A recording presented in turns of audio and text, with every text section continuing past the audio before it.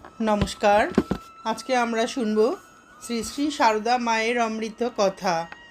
মায়ের যে দুজন গৃহী ভক্তের শ্রী শ্রী মায়ের সান্নিধ্য লাভের সৌভাগ্য হয়েছিল, তাদেরই কাছে শ্রী শ্রী মায়ের সম্পর্কে তাদের অমৃত মধুর স্মৃতিচারণার কথা আমরা শুনব।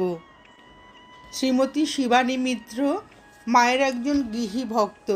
ইনি বলছেন, সন তারিখ মনে নেই, এইটুকু বলতে পারি ঘটনাগুলো আমার বিয়ের আগের।